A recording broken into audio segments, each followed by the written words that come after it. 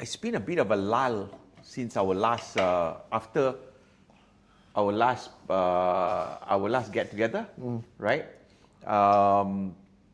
Which was Wednesday last week, right?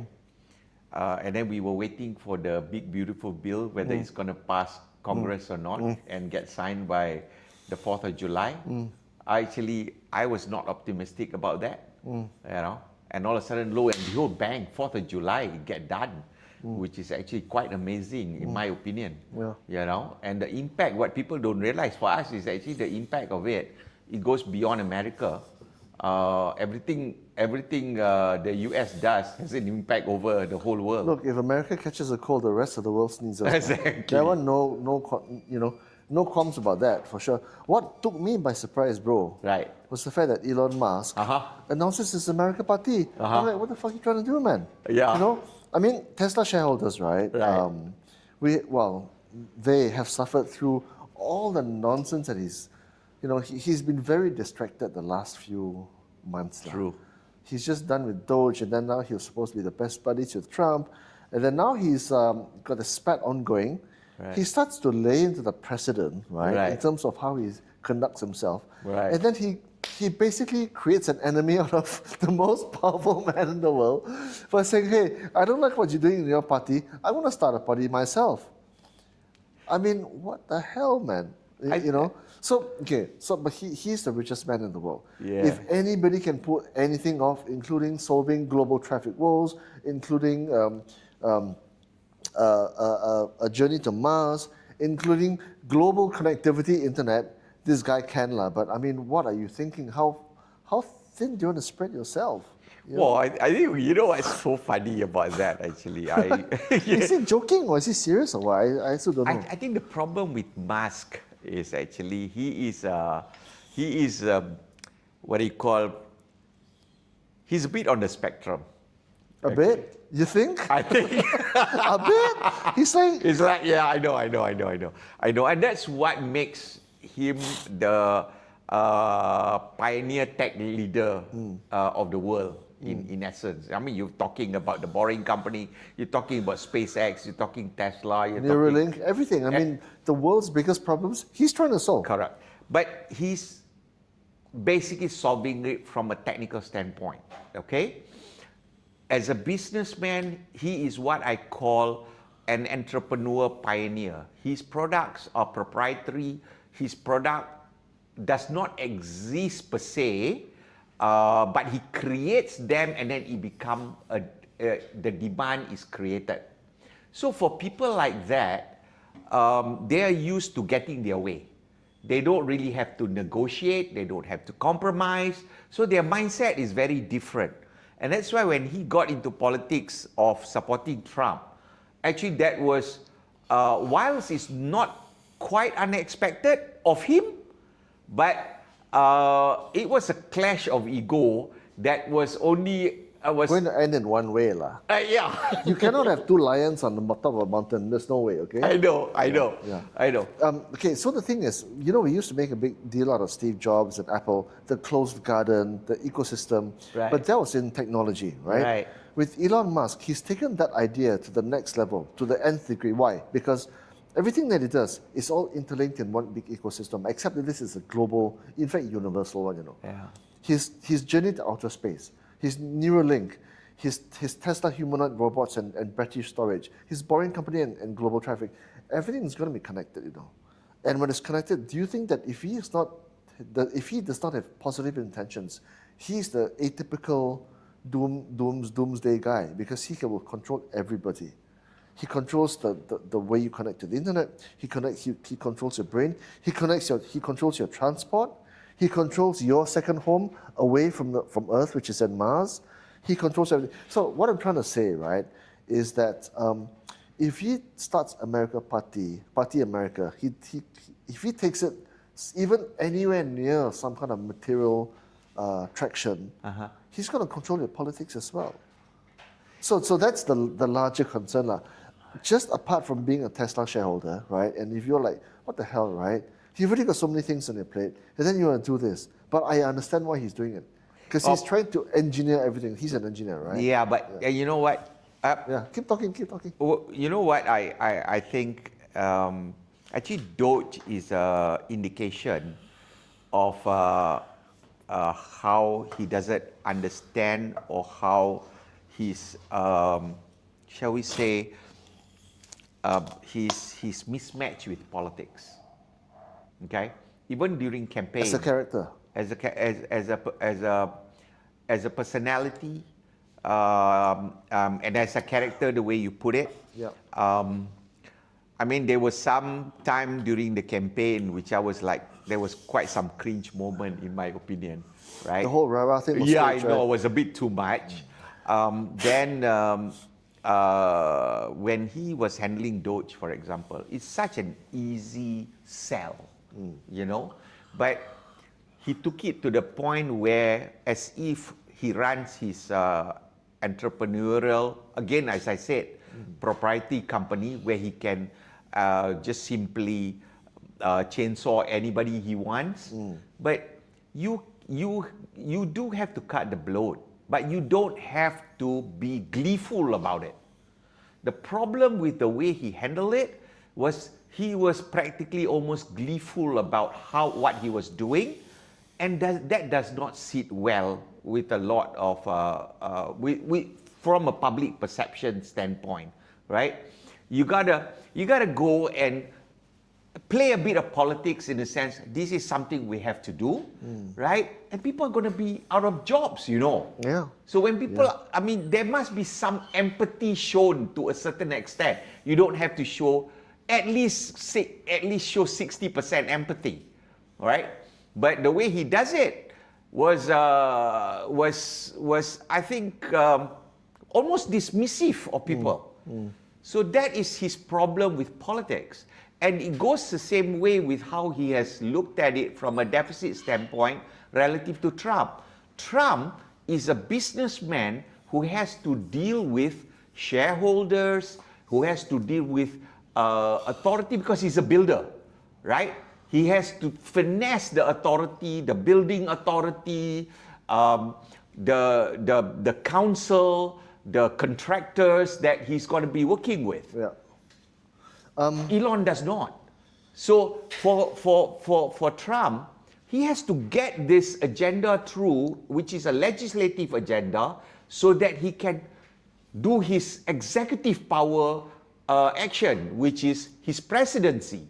So to do that, they have a very thin majority in Senate, 3, I believe in Congress, 8.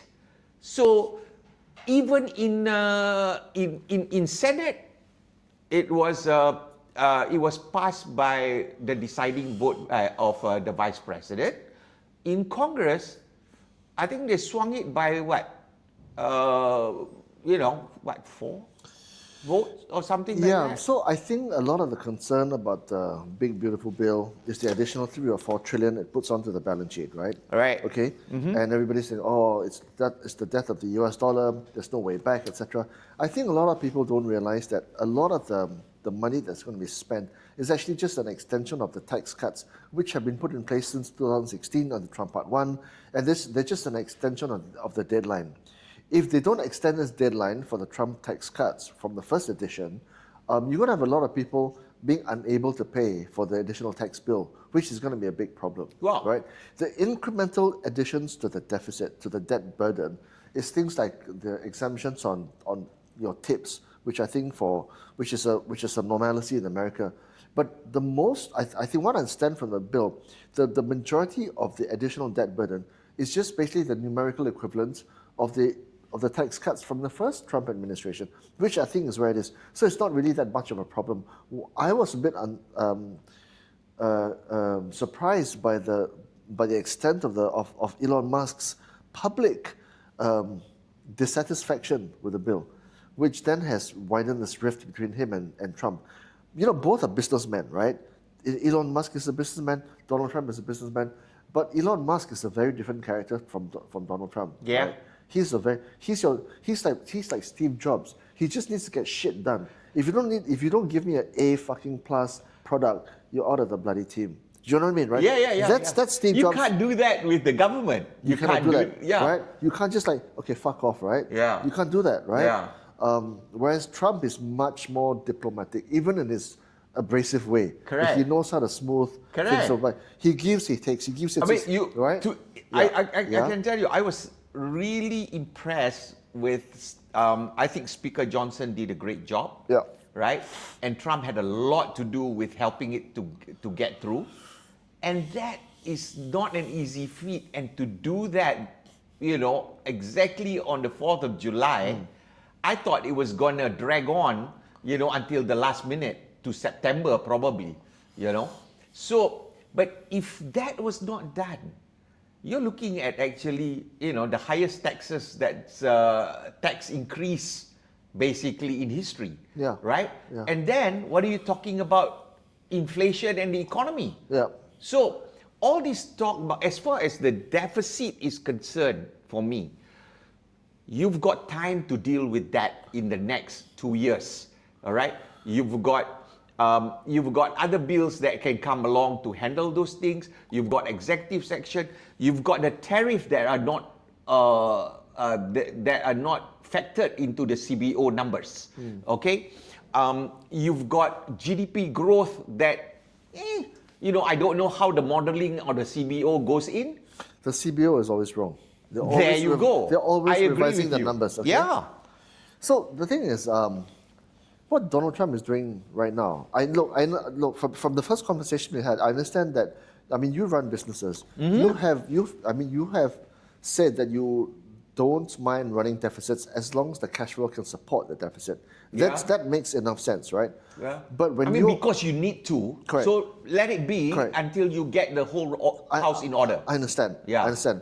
But you run public companies Yeah. with a reasonably limited number of stakeholders, stroke shareholders. Yeah. When you're running a country and you're selling debt to the rest of the world, right? Yeah. And the rest of the world have been the biggest buyers of your debt for the last X number of years, right? When people lose faith in your ability to pay back what appears to be a gargantuan amount of debt, then even though you might have demonstrably a good chance of paying it back, at least in the immediate term, people are not going to buy your debt anymore. Look, back in the day, right? The interest cost as a percentage of GDP was somewhere around 8 to 10%. Today is 25% of GDP, and you can't come back from that number. So if I'm China, I thought it's about 6. no, it's about 25%. So their tax bill, their interest cost on that debt outstanding is about 25% of GDP. So the debt is around about, post big beautiful bill is about 40 trillion, right? GDP in America is around about 21, 22 trillion, right? They're already paying like $1 to $2 trillion a year in interest costs alone, right? Oh, I'm sorry. I was talking about the percentage So if for every of the 10, deficit for every $10 of revenue you make, right. $2.50 of that goes towards paying for your debts, right? You are going to be the most, in fact, probably among the most indebted nations in the world. Do I want to lend you any more money if I'm a creditor? If I'm China, no. Here's where that means you're. And look, in the last few treasury bill auctions, China has not been buying US T-bills. What have they been buying instead? They've been buying gold. Gold has been driven up to record highs. All right. The last number I saw, I was looking at the debt, the debt percentage as a percentage of interest GDP. cost as a I'm not percent, talking about the interest cost. Yeah. Okay, I was looking at the percentage of the debt of the deficit, the percentage of the deficit as a percentage of the GDP. It's running at about 6% with this bill. Okay, that's the CBO number, 6% plus. Okay, what they are going to try to do as obviously the target should be around 3%. Okay, so what I'm saying is, yes, you are right on all those issues. Okay, but it is a process. You cannot just say, oh, now I just took the CEO position, right? And immediately I've got this whole subsidiary companies that I've got to deal with. Yeah. I can't simply immediately say, I'm going to cut my cash flow on all these companies. because they are funding the business and they're funding my overheads, they're funding my paying the interest, whatnot. Yeah. Okay, so that'll take time. Yeah. Okay, so whilst you must be cognizant of what you just said, what I'm saying is that the administration, I can see, are addressing these issues. Okay, and addressing these issues take time. I agree, and he's taken an amazing amount of time because he's only been in office essentially 4 months. 4 months. 4 months. He's done a great deal in 4 months, right? Yeah. I understand. He's done in 4 months more things than the last 4 years. He's trying to cut expenses. He's trying to grow top line, Yeah. and he's trying to increase margins, right? Basically. But he's trying to also make his employees very happy because one of his campaign promises was to say, Americans don't need to pay tax anymore. Remember that one, right? Yeah. So back in the 20s, before the Great Depression, America did have a situation where there was no taxes, right? Tariffs paid for everything. Correct. He's trying to return the country to that regime. I get the mathematics, right? I get it, right? He's trying to correct that imbalance, at least perceived in his mind. I get it, right? And then what is he trying to do? He's got this huge debt burden. He says, okay, for the meantime, I'll put it through to this one. But over time, he's got no choice but to cut interest rates. That's why he needs J Powell out of that. Correct. Right? So Absolutely. we're running at 5.25 basis, 525 basis points, overnight policy rates in America. It's untenable. And when the biggest debtor in the country is the US government paying interest at 5.5%, you have no choice but to. So what does it mean for a person who invests, right? I can't wait for the day. They're going to cut at least 50 to 100 bips this year. Right? That's the thing. That is why he has the problem with the Fed. Yeah. Okay, and the Fed he needs J Powell. J Powell is out of touch, man. Not out of touch. He's too late to raise. He's too late to slow. You to ask drop. me, it's politics. I mean, it's politics. It's where I think I'm not sure whether either he will bend or he's going to get replaced. Bend Knee. Bend over. Bend, yeah. Because it's so. As we all see now already, there's so many variables to the economy, that so many levers that you can pull and and do. So I think, to me, I say, be cool, be calm, and all this is all noise, lah. It's all noise. exactly. So and Trump is the typical CEO of a mega corporation that understands that these are all noise. I've got to do the way in order for me to execute my job. Hey, if I don't get the bill through, how am I going to fund my immigration policy? Right? So all this has to be done, and he has to have the majority in Congress to support the bill, and every single one of them have their own interest. Yeah. Yeah. So I mean, I think enough of the big beautiful bill, so to speak. It's done and dusted as far as I'm concerned. I am loving it as a businessman, because why? I know then the presidency now can do its job to actually make sure that international commerce can operate properly, right? So this is A fiscally healthy America is good for the rest of the world. exactly. If America goes out of business, they go bankrupt, it's a big problem. Yeah. It's a big problem. Not just that. I mean, even today, if China has a problem or India has a problem, the world has It's a big problem. problem, yeah. So same goes there, but the biggest economy is still America. Yeah. Right? So I saw there's this increasing narrative about how the BRICS is on the wane, it's on the decline.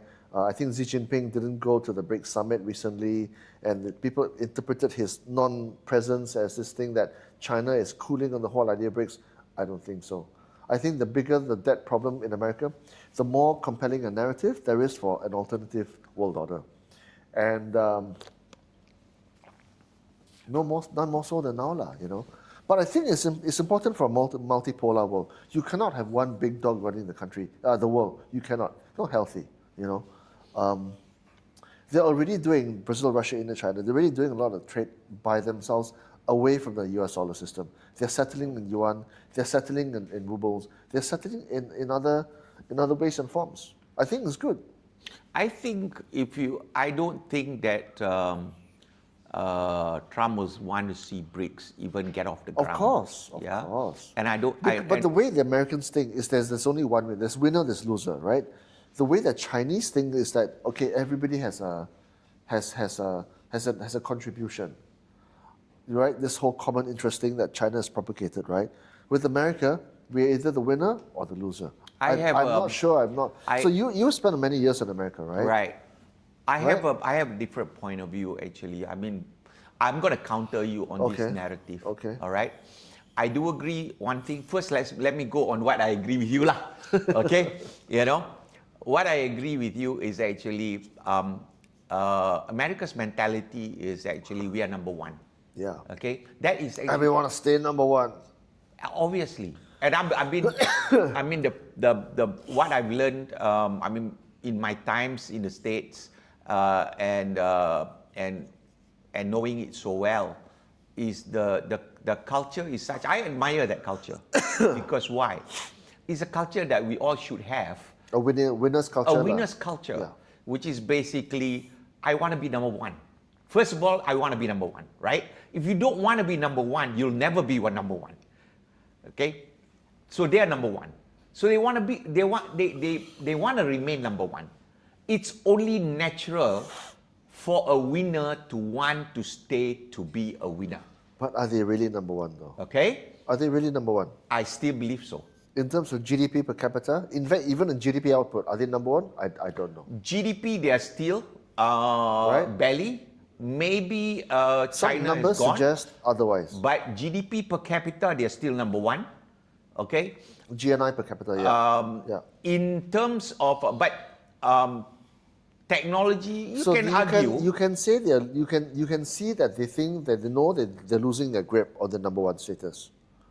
That's why they are so kind of like sensitive about this whole thing. No, that's the reason why Trump went into why Trump. I mean, even the 80s, when if you look at interviews in the 80s,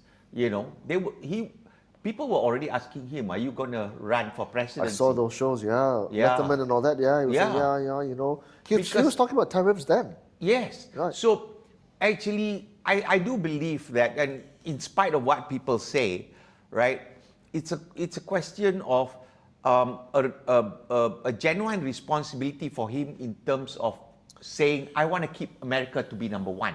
And that's the ethos in America itself. It's the culture, right? And I wish we have that culture, if you ask me. Well, we had Malaysia Boleh, right? Malaysia Boleh, but yeah. But it's so lame, right? Yeah. It's like you can do what? You can jump over 1 inch? I mean, you know what I mean? Like, what about jumping over 6 feet, right? You know. I mean, just an aside, right? Yeah. When I was running Perdana Petroleum, okay, I used to tell staff, right, that if we are not going to be number one, don't bother. Okay? Because there's no point in doing something and not being the best at doing it. So that is the ethos that you must have. Yeah. And that makes you work hard. That makes you work right. Okay? So if you understand that culture, understand that is natural and that should be celebrated. Now the problem is this actually for the world, or how people mostly see it. They look at it as, oh, here's the big guy, he's a bully, he wants to stay to be a bully, right? And also it's the jealousy of actually your neighbor having more than you do. Okay? Really, I'll tell you that. Okay? Now, China. You look really gay when you just did that, like, really? Really? So, don't start me on that shit. Okay, so then you go into this, you go into China. Here's my mental point of view of how I look at what China strives for. All right? China has that ethos of wanting to be number one. But they're very, very sophisticated about it. They want to be number one, but they want to be low profile. Right? But you know what I mean, right? It's the Asian style versus the Western style. It's Asian style, The brash versus... Jangan biadab. Do you know what I mean? Okay. That one, right? Right. Let's not be like arrogant, But you must also understand one thing about us Asians, right? Okay? when we get power, we are also as selfish and as cruel as any other human being on earth. Agree. Okay? Human nature, right? Yes. So don't give me this shit about you are a better human being, your culture is softer, you have this ethos of we are more in harmony. Bullshit. All right? We have seen enough in the world. All right? Every country, when the political people get power, they repress their people, they are corrupt, all right? And they start with their own people. Yeah. After that, they go after the people, the country next door who is weaker than them. Friedrich Nietzsche, power corrupts, and absolute power corrupts absolutely. So, as far as I look at it, it's very simple with China, okay? I'm not the power right now. I'm slowly building it up, okay? Wait till I have power, okay? They have already stayed out, okay, that they want Taiwan back, all right? Now, imagine that. That's exactly what Putin is saying about Ukraine. They believe it's part of their geography from before, historically speaking, Hey. right? Yeah. Do you think, what if I am the Prime Minister of Malaysia and I say, Singapore is part of Malaysia. I'm going to take it back. Right? Okay, so that's a bit different. No. No, right? Excuse me.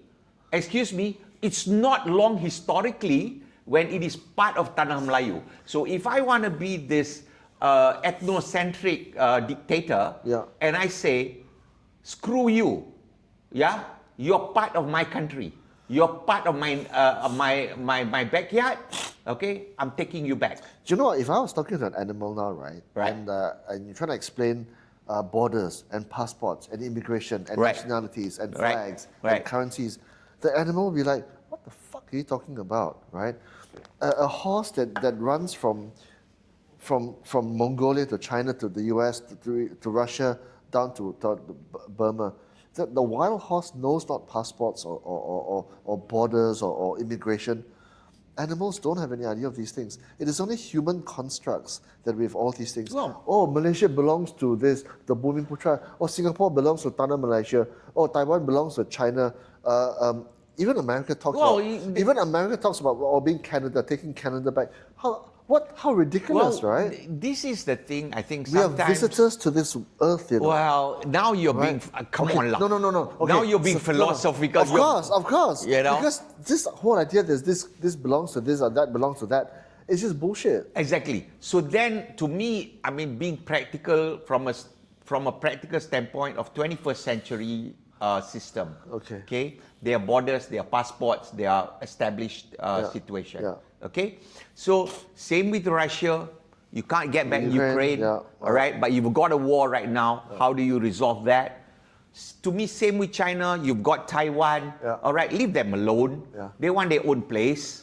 Okay. The whole thing is how to get along and go along. Yeah. Right? So, but we have already seen, and that's why I go back. Actually, the point I was trying to make is that China has made it very well known as far as they're concerned, how they look at Taiwan. They're transmitting it Number all one. the time, yeah. Right? Number two, okay, we have seen what do they call it? 9-dash line or 7? The 9-dash line, 9-dash yeah. line.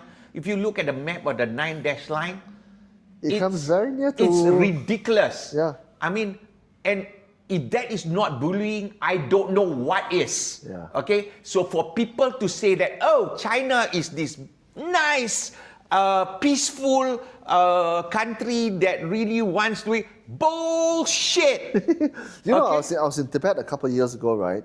Tibet, Right. the autonomous region of Tibet, right? Right. The Tibetans themselves don't really like or agree with the Chinese being present, right? Right. But China, with its wallet, has gone in and reconstructed cities devastated by earthquakes. They've built highways up the yin yang, right? Yeah. It's completely. It is not the Tibet of 50 years ago. Yeah. Okay? No, I mean, and they absorb it. It's checkbook diplomacy, right? So whereas the US might wage wars to impose its order on people, China goes in with a wallet and just pays. I disagree with you. But it's the same. We're on the same page, right? Because China wants power and domination. But Tibet, they style. took it over. Correct. Let's put it this Correct, way. they did, That's they why did. the Dalai Lama is no longer there. Correct. I understand. Correct. Right? So they're spreading outwards and downwards, right? So to 9-dash line. So they're going like that, right? Can we go back to the 9-dash line? Yeah. The 9-dash line is so bloody ridiculous. All right? It impinges on the sovereignty of the Philippines, of Malaysia, Thailand. Because it comes very near Sarawak. Huh? It's crazy. Yeah. If that's not a bully, I don't know what is. Yeah. The only reason they have not, and they put up the installation in the Spratlys to make their claim real. Yeah. Right? I mean, and here we are, and the only reason our people is so enamored with China is because of their skin. All right? It's the ethnocentrism of, our majority Chinese population. All right? We were in love with the Americans at one Right. stage, right? I mean- and we were in love with the British at one stage as well.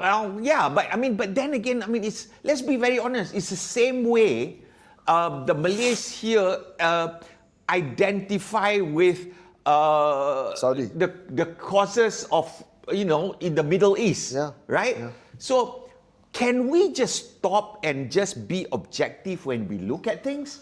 Okay, I am looking at it very objectively. I've been educated in America, I do business with them, I have good friends there. The only thing I would say is I'm looking at it objectively.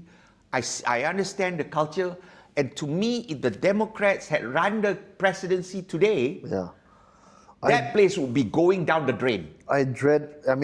If we had Sleepy Joe in charge now, Oh my God! finish. No.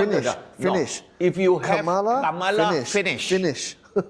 Right. So I don't have the same affection you have for Donald Trump, but I do have a vigorous disdain for what Kamala portrays in public. Apparently, she's really smart. I don't think so. I don't think so. Sleepy Joe was already like 4 years ago, 5 years ago. People were like, "Oh, you don't be so rude." Yeah, bro, he was already like fluffing his lines already on public TV 5 years ago. He was quite clearly already a geriatric. So anyway, the point I'm trying to say is, right, us in Southeast Asia, right, we are one of 13 small nations in the region. We have no choice but to be controlled by a master. That is our lot in life, right? But because of where we are, because of the resources, because of the population, we will be in demand by whoever's in charge. Our decision will really be, which masters do we prefer? Because there will come a time in the future we've got to choose. I make no mistake about it. Are we in bed with the Americans or are we in bed with the Chinese? I don't know, bro. We're used to the Americans. I don't know what the Chinese stand for. Do you know what I mean? I right? know what you mean. I know what you mean, and I keep reminding people the same thing. Actually, our culture. And the Chinese in Malaysia are very different from the Chinese in China. Exactly. Very different. Exactly. Even the Indians in Malaysia are very different than Indians in India. Right. No, I always tell my friends, and I said, and not just that, they themselves say that to me, because most of my friends are in business, Correct. right? And most of my business friends are Chinese, right? And it's like, you can't compete in China. You can't. Not just they don't allow you to compete, they put barriers for you to compete, okay? But the way they compete, they don't have the same ethics as you do, all right? I have a theory on this, right? I think when, see the difference with our Chinese, okay? We have ethics, okay? Everything. As soon as you say, look, Chuck, let's call it this way. Everything is relative. It's all relative, yeah. It's all relative, okay? All relative. Let's put it this way, okay? It's all relative. So, but we are more ethical. That maybe is the better way to put it, okay? Sam, I'm like, okay. All right. But, when I do business in America or with Americans, I can tell you, all right, I find it a lot easier and a lot more ethical. Because Wiswig, right? What you see is what you get. Yeah. You know what you're going to get. It's almost the like bloody if I style. shake hand with them, I haven't even put things on paper. Yeah, it's right? thereabouts already. The deal is done. Yeah. Okay? The Japanese, if I do deal with them, it is so hard, but once they have accepted you and you have accepted, Ironclad. it's great. Yeah. Okay? Yeah. Now, the difference is this. I think I have a theory. I have a thesis on this actually. You know, when Mao did his Cultural Revolution, what did he destroy?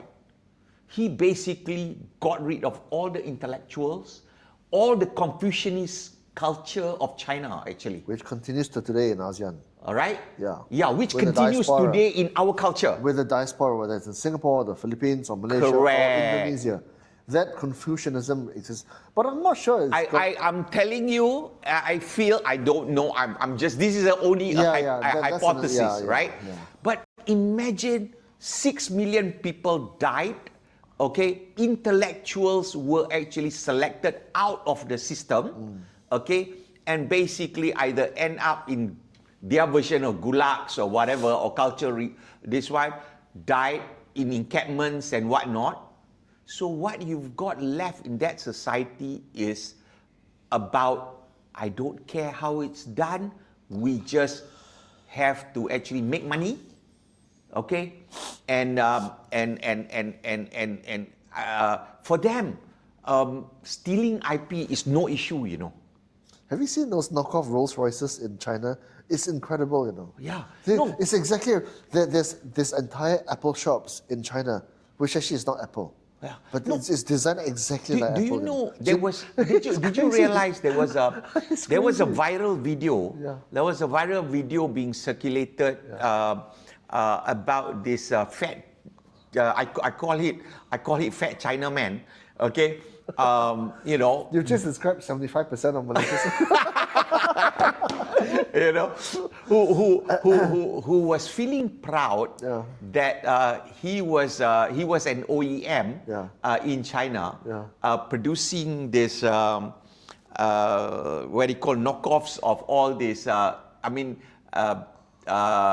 This luxury purses and all that, right?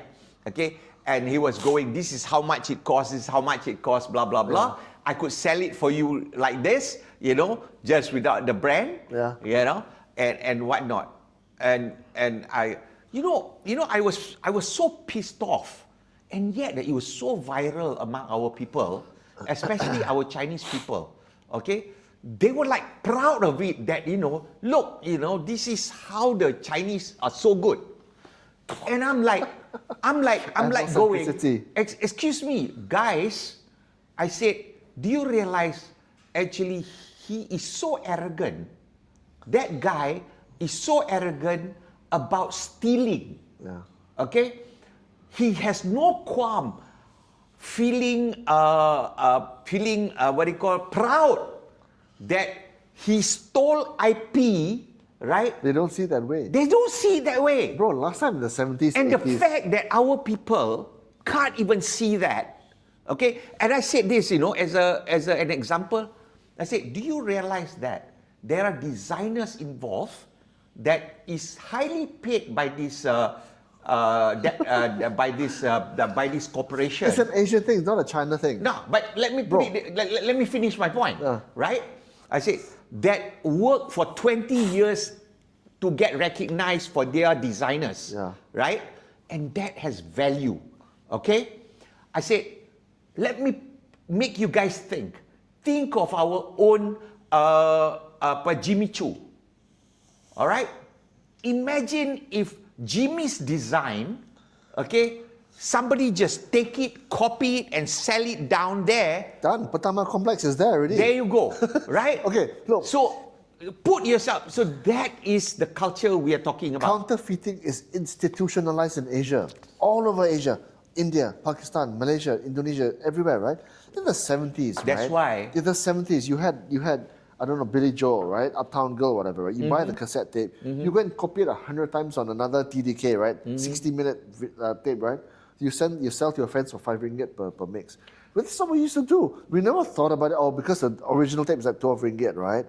I buy, then I can sell, I can make 5 ringgit per tape, I can make 20.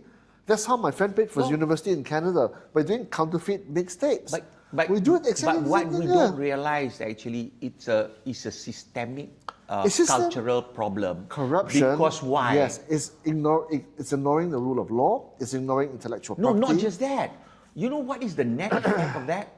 Now, if you have an idea, if you have a It's not great rewarded. design, Yeah. you don't get rewarded. Yeah. So if you don't get rewarded and you cannot create that industry, right? Because that is not supported by our legal system, that's not supported by our culture, all right? That's why we cannot innovate. Okay, so taken to the next level, right? What is AI? What is vibe coding? Vibe coding means that if you've got a successful business model in Perdana Petroleum example, right? I get the vibe coding, I just copy what you're doing, I offer a thing on an app, right? And I can immediately digitalize a good portion of your business and take your customers. That's what vibe coding is, bro. So that's why AI is such a race now. You got China, you got the Russians, you got the Americans, right? Everybody's racing for AI, you know. So I understand. I'm on your side. I mean, now at this age, I understand. Ideas have to be rewarded. Intellectual property has to be protected. But in the age of AI and robots, all bets are off. That's why it's a race now. I don't think there's a good outcome of this, by the way. I really am in a wait and see mode as far as AI is concerned. All right, because why? I don't know how it's gonna turn out. It's the way. Nobody knows how it's going to turn out. I know. Nobody knows. So I think I don't want to prognosticate on it because. Prognosticate. Yeah, there you go. Right. You know, no, because when I am still in the process of trying to understand something, and I don't, I tend to say, okay, I'm uncertain. You know. The way I try and think about it is, what does it mean for me as a father, as a person who's trying to do business, as a person who's trying to make money from the investment world, whatever, right? Right. So if I take it from that outcome and try and work my way backwards, right. For example, my kids, right? Mm-hmm. I'm trying to send my kids to university, right? Mm-hmm. Or give them a head start in life, right? Uh-huh. Do they still spend 3 years in university? Do they still study, I don't know, computer science? Do they still study law? To me, no. To me, obviously, university has other elements to it, but in terms of the discipline of the knowledge itself, that bloody thing can solve the problem in seconds, bro. Right? So what do we have to, what do we do? I mean, we talk about all this. We talk about Russia and China and America and all these things, right? The big bill and deficits and all that, right? What does it all mean? What does it mean? Right? We're trying to do business. We're trying to be husbands. We're trying to be fathers. We're trying to be investors. We're trying to make a fist of it in the remaining years of our lives, right? I know you're going to live for a long time, because you're fucking strong, right? But for I'm too good looking to not live long. Exactly. I gotta say that, like, not you. So what does it mean for the people who are out there, right? What does it mean? Well, okay. So I don't know, right? The big beautiful bill, huge deficit, right? That, what does it mean? Okay, I sort of like look at life or look at this situation in chunks of 5 years. Okay. Like any good policymaker, 5-year plans. Yeah, I look in chunks of 5 years, and I have a short-term look at about 3 years. Okay. And I've said this to because I've only got one child, and she's already grown up and having a career of her own. I say, if I were to start out today in college, knowing what I know today, personally, I say, I don't know what I'm going to go into, to be honest, because I really do not understand 20 years from now how the landscape is going to look like, right? But I can tell you, I think reasonably well how 10 years is going to look like, all right? But for a kid going to college, 10 years is not a good plan, a good way to look at things. Yeah. Okay. But for me, when I look at it, AI is going to disrupt. Immediately, this is what I can see what AI is going to disrupt. Okay, it's going to disrupt administrative positions. Some middle management positions are going to be redundant. Okay, so and then the question becomes, what do those people do? Or what? Where do this chunk of the population, okay, will end up having to do? That's one.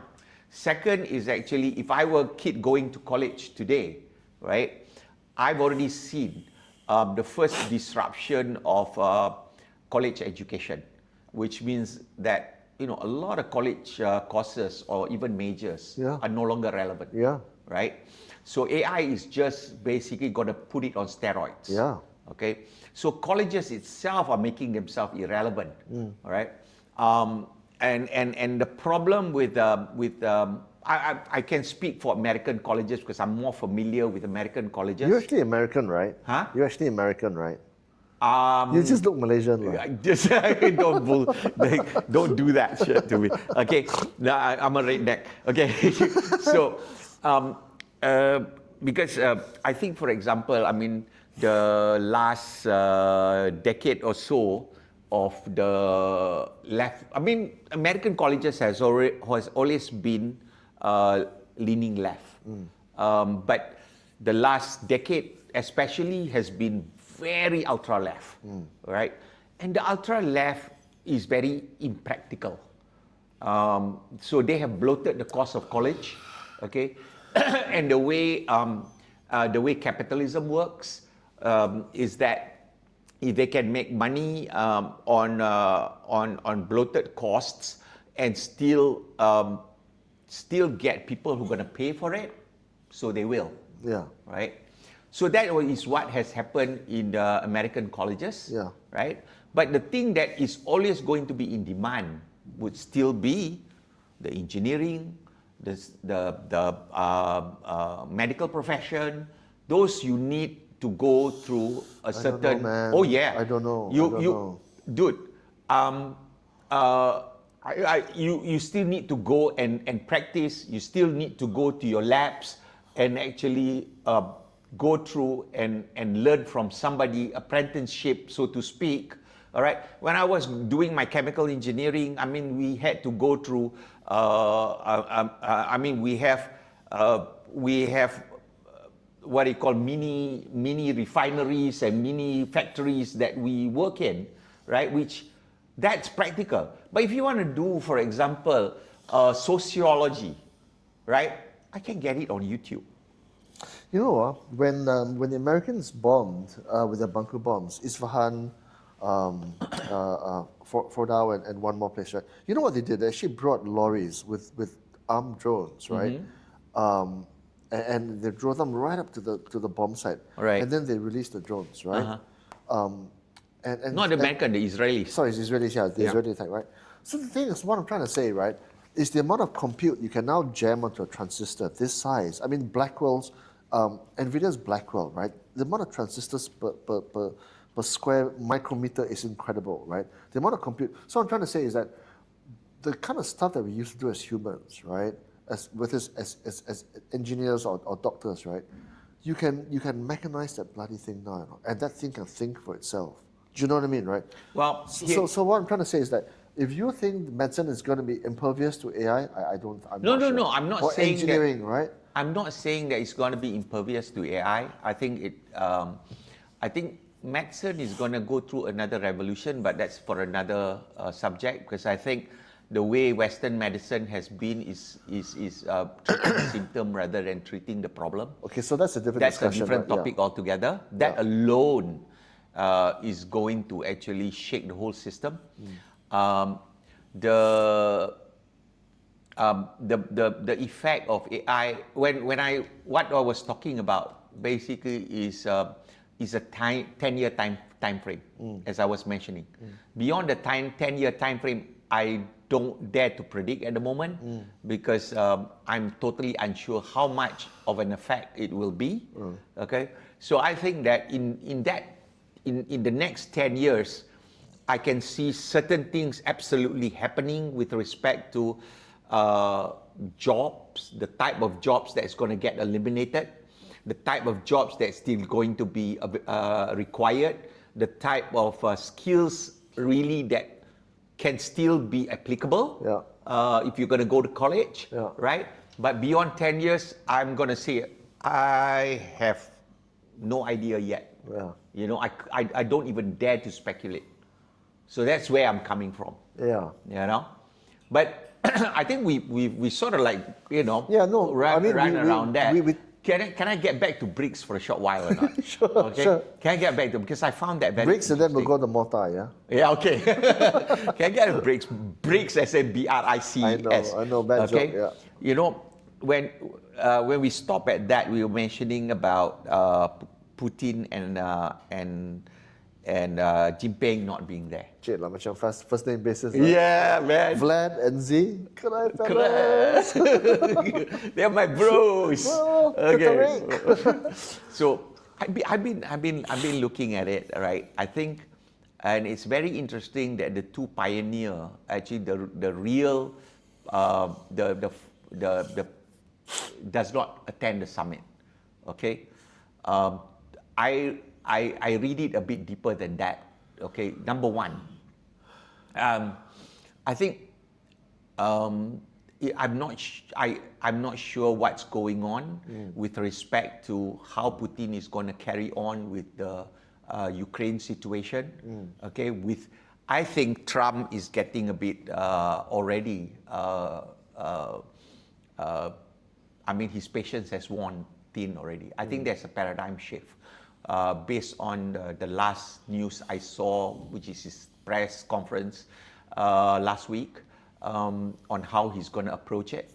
So I mean, they are already going to deliver more weapons to the Ukrainian. So I don't know, because you see, when I look at the economics in Russia, okay, they've got a problem with this war if this war drag on as well. All right, because the sanctions is going to be is going to be a lot more.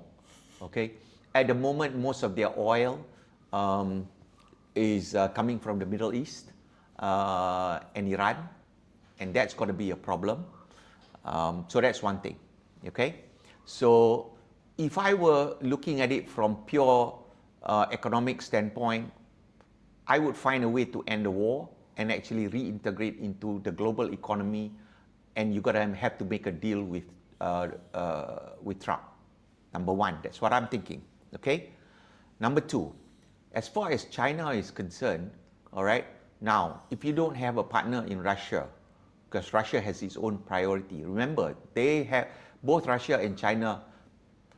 They are superpowers of their own as far as they're concerned, right? China have their own interest. Okay. The fact that Xi Jinping did not attend after 12 years that he has attended the summit consecutively, to me tells a lot. Okay. Okay.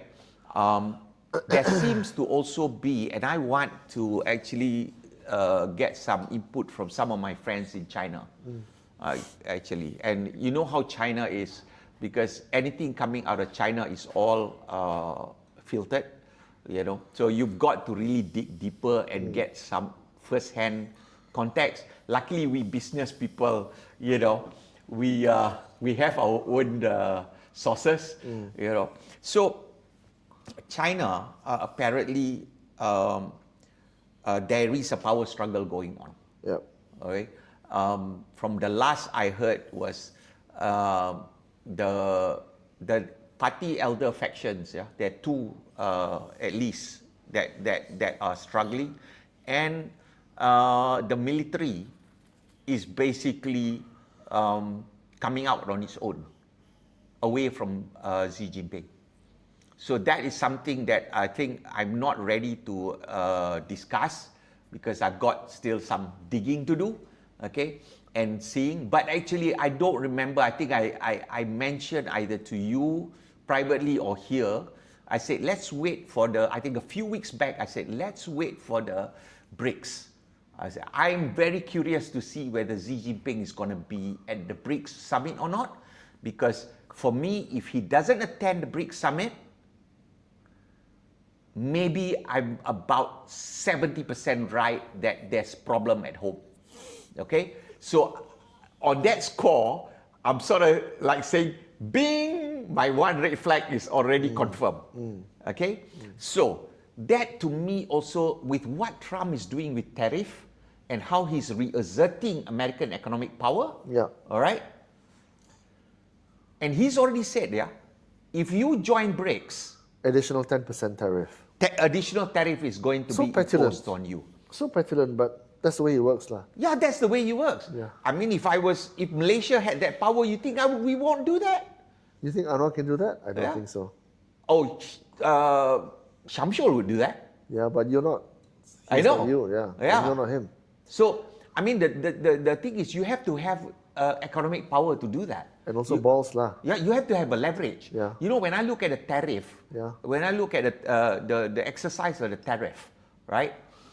And I look at all the commentators, both in America and in UK or whatever, on commentating about the tariff, because the way he has done it, it's so unusual for a nation run by a politician. But when I saw what he did, I said, gee, he is actually just like a CEO negotiating with 100 subcontractors for his mega project. You want to supply me to my project, right? Yeah. I'm going to negotiate with you. Did you see a copy of that letter that was sent to? Yeah, I saw. right? I saw. Okay, first of all, it's written as if by Donald Trump, which is incredible because, I mean, at that level, you thought it was written by some copy. So then the other thing was like, to the words, to the effect that if you want to continue to sell to America, you've got to pay 25% tax from 24, fine. But if you move your manufacturing to America, you will make it set up as fast as possible. Yeah. So I like the way he thinks, right? Yeah. Simplistic, a little bit It's a petulant. businessman. A little bit petulant. Yeah. Very childish, so emotional. Yeah. But that's what he wants, lah. Yeah. Right? He wants to move so the nexus of business to I mean, America. I know that for people who get bullied, of course, you look at it and you say that you don't like it. So to cut through the swath of all the noise, right? When you look at it, right, the big powers are just like the kids in the playground when you're in school, right? Yeah. You got the big gangster boy. He's the biggest, strongest boy. He's a complete asshole, right? Yeah. And he's the alpha dog in the Yeah. playground. Then you got a couple of smaller dogs who are coming up fast, right? Yeah. And then the smaller dogs are like, this bugger, right? It's time we cut him off at the knees. Yeah. Okay, we're not big enough individually. We'll get together. We'll pack up like Risk, right? You know the game Risk? We'll pack up together. We'll come together. We'll get some of the other smaller boys as well, right? Who are also strong, but not as strong as the bloody dog, right? And we'll form this group. When 4 of us are together, we'll be bigger than this fella. Do you know that in the like playground that never happens? It does. It does. Rarely happens. It does. Until that guy is too old and too... No. What normally happens in the playground is very simple. the big dog shuts them down. Now, I mean, the big dog shuts them down, or you become big enough, or you got balls enough that they actually To kill. you punch the big the big guy. You take him out, and right? you take him out and you take over. That's the problem, right? So that is the nature of life. Humanity. Right. So I'm going to address the camera right now. If you think that you're such a good person that you'll never do that kind of behavior, that kind of behavior is so inhumane or this one, I'm just going to say this lah. Okay? Get up and smell the roses. You're not as good as you think you are. You just don't have the power. When you have the power, you also act the same bloody way. All right? There you go. So, people are so hypocritical. 100%, bro. Yeah. I, on the other hand, I look in the mirror, I know where I'm an asshole. Okay? I look at myself, I say, okay, this is who I am, this is how ugly I am, and therefore, I have to earn a lot of money so that I can get the girls I want. Right? Be realistic. So you admit that you have a lot of money and you're an asshole, lah. No, I'm being realistic about what has to be done in life. Right? So, I mean, so going back to our situation, our talk on BRICS, this is something to I don't watch. think BRICS is dying. I think they're biding their time. I think the Russians and the Chinese are getting together in material significant ways. I think they want to displace the Americans. How it comes to a head, when it comes to a head, in what shape and form it comes to a head, I don't know. My concern is that the conflict becomes kinetic. That's the problem. I don't like kinetic wars because it damages everybody, right? I don't. But I don't think it ends well. That's what I'm trying to say. I'm a bit more realist. I look at it as from a I look at it as a realist, not an idealistic standpoint. Okay, because why? In the playground, I go back to your playground analogy, right? In the playground, what do we boys learn? We boys learn that you do not you try not to confront each other. Okay. No, because I why? confronted. Because why? Yeah. Because we know that face, you'll end up in a fight. Yeah. Okay. And you either get punched in the face or punched in the balls, right? Both probably. Yeah. Right. So nobody and whether you win or you lose, you'll end up bruised and battered. Okay. So in the playground, we tend to have referees that will. No referee in the playground. No referee in the playground, but you referee yourself and your friends referee for you. It depends on how strong you think you are and your friends. Yeah, right. But at the end of the day, when we go and play football in the playground, right? Your friends tend to say, if you want to start, somebody will pull you away. Okay. There will be some lah. There will some who will pull you away, or you will say, in your head, okay, you'll say, that's not worth it. Yeah. I'll tell you a funny story. Okay, this is the first and last time I had a fight. Okay, in the playground. Okay, I was in primary school, so probably I was 8, 9 years old. Okay, I think I punched the goalie. All right, and he dropped like a sack of potatoes. Yeah. Okay, I thought I killed him. All right, I don't even remember what was the reason. Yeah. Okay. And I ran out from the field, okay, and never looked back because I was scared shitless. What, behind bars for murder? I have no idea. Okay, and that taught me actually.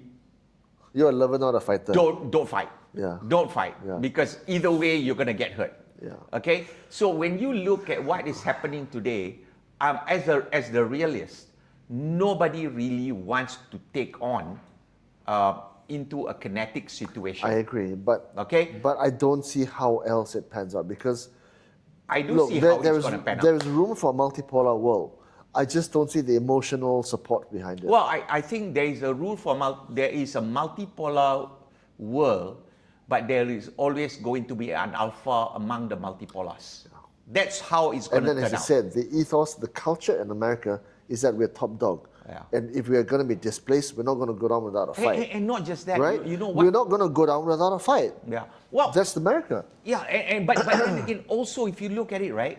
You look at civilization, all right? What people tend to forget is that if you ask me, global empires in the world, right? They've come and gone. No, but let's look at the global empire. One, okay. I think the Roman Empire was the first really as close to the global empire as we got around that period. Genghis Khan. Okay. Then you got then you've got the Islamic Empire, which ran all the way from the Abbasids to the Ottomans, was the last vestige of it. And then you've got the British Empire.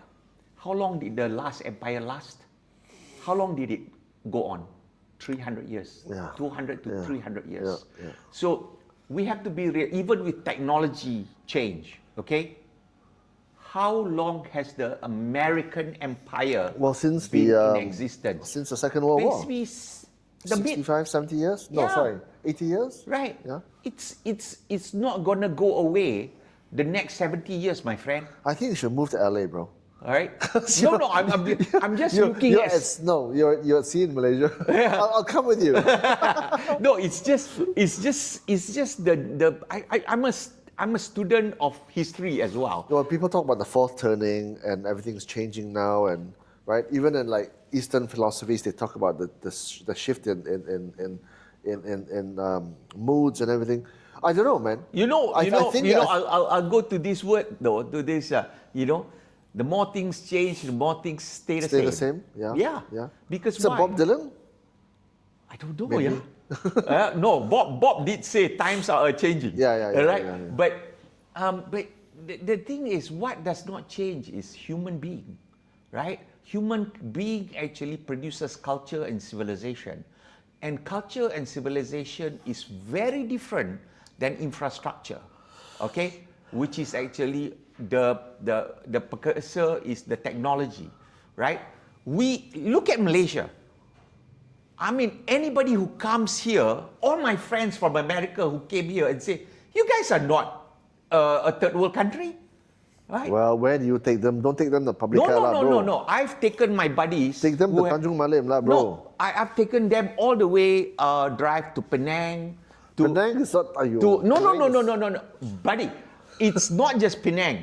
It's going through the roads, going through, right? Take them to Kemaman or something Because lah. let's put it this way, they are parts of America, example. There are worse off. Yeah. You know, so it's not like every part of America or every part of It's China developed, is not going to look like Shanghai or New York or LA, right? Even parts of LA doesn't, you know, sometimes it's even worse than our own streets, right? Yeah. So, but from an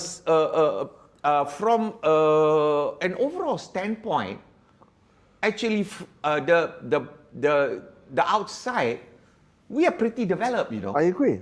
We're in a good place. Look, but then the culture, to go back again, all right, the software. The software of our culture is not there yet. No. You can build, but you can't bring so you can have the hardware and no software, right? Yeah. That's why the number one, and here, I hate to say it, but mediocrity rules. Being average rules here. Well, I hate to say it. That's why. Because so, okay, look, I'm getting hungry. Yeah, I know. I think we've gone a bit, we got to go eat, but the thing is, we have to grow up, lah. Yeah. You know, society in Malaysia, but for people like you, you know, you're the 1%ers. But for the most part, we've got to grow up. We've got to break out of this idealistic ideologues which confine us. I mean, but of course that's a discussion for another day, lah. You know? Yeah. You know, but my answer to that is actually every society, every civilization, every population, it doesn't change from the bottom up. It's actually about leadership. The leadership fosters the change. The leadership is the catalyst of change.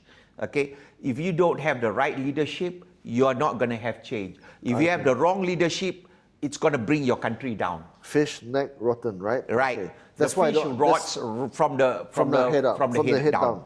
Which is why I don't talk to politicians, because not even one politician in Malaysia even stands muster.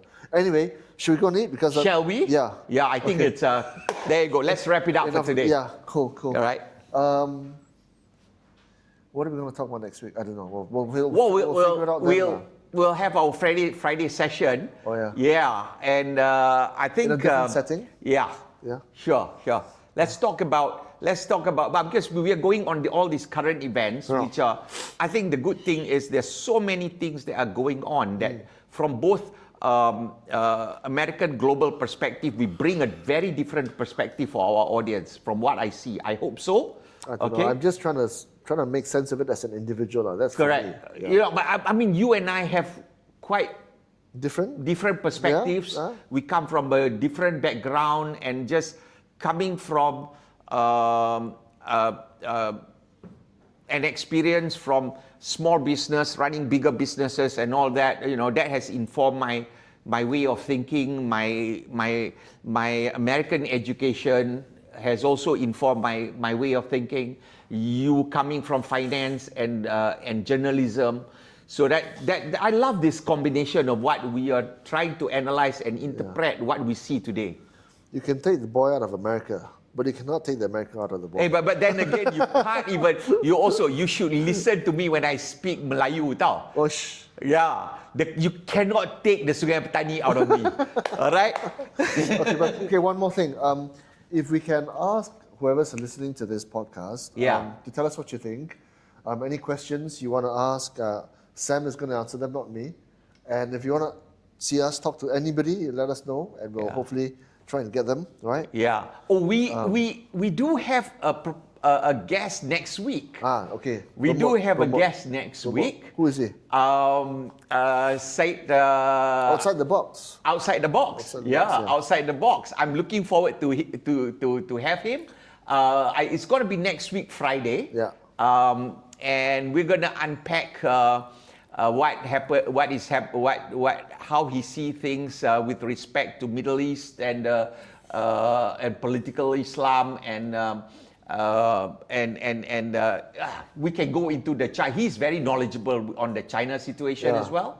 Yeah. So that's going to be very interesting. You want to ask outside the box? Just put them in the comments below. Yeah. Okay. Thank cool. you. Okay, cool. All right. Cool.